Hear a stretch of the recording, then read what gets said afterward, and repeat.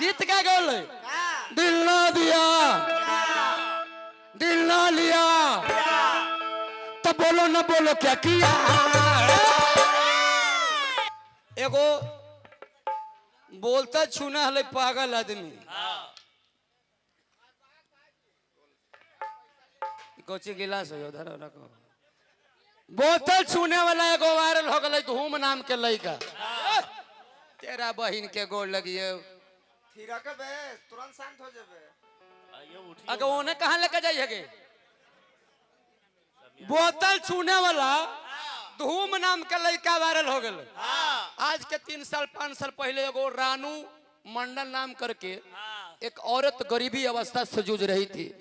तेरी मेरी मेरी तेरी कह के वायरल भइल बाड़ी। अब अभी ओकरा लड़का हालो कह दिल थी कि ओकरा के तो मार दल लड़कवा के, लेकिन बेचारा को कोई मारा नहीं है, वो जिंदा है। अब कोई आओ बोले वाला नहीं है ले, जे बोले होती से मुंह में प्लास्टिक के पिलुआ पड़ जाते। गीत क्या बोले? दिल ना दिया, दिल ना लिया, तो बोलो ना बोलो क्या किया।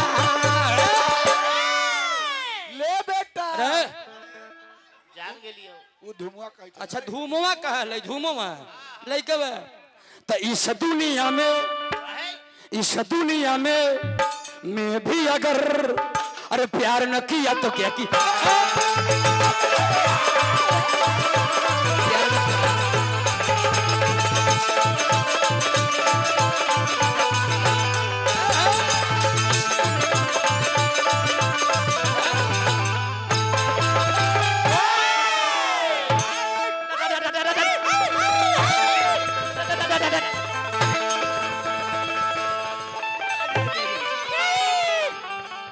ऐसे धुमुआ करता था।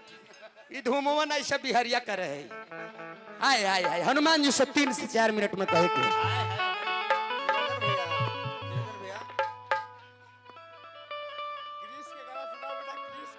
क्रिस के गाना सुनिएगा। हाँ ना बिहारी के गाना सुनेगा। हजारों हजार रुपए के पुरस्कार देनी हो उपेंद्र भैया तनी मास्टर साहब आइल बनी डॉक्टर राकेश सर जी हजारों हजार रुपए के पुरस्कार देनी हो क्रिस के गाना सुनने खातिर। आय हाय है का मैया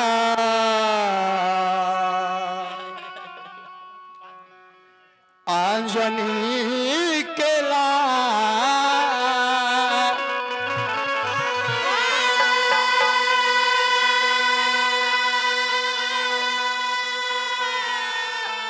तनी मास्टर साहब के तनी खड़ा कर दी तनी गुरुजी तनी तीनों चारों तनी खड़ा हो जाई।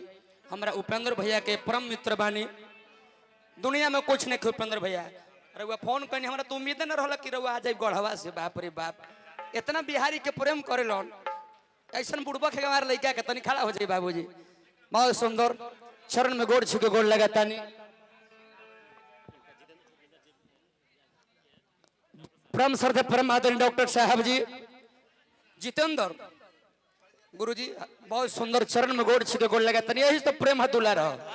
कखनी मर जाए कोई गारंटी हो ना? तब जिंदा बनी तो लड़त तनी बोलत तनी झगड़त तनी तब ना बाबूजी। बहुत सुंदर राजा हो के राज करी ये बेटा बनी अरे और बेटा है तो आशीर्वाद प्रेम दुलार बना करके रखे के हो दुनिया में कुछ नहीं के बाबूजी। वही हनुमान जी से कहे के है का तो मैया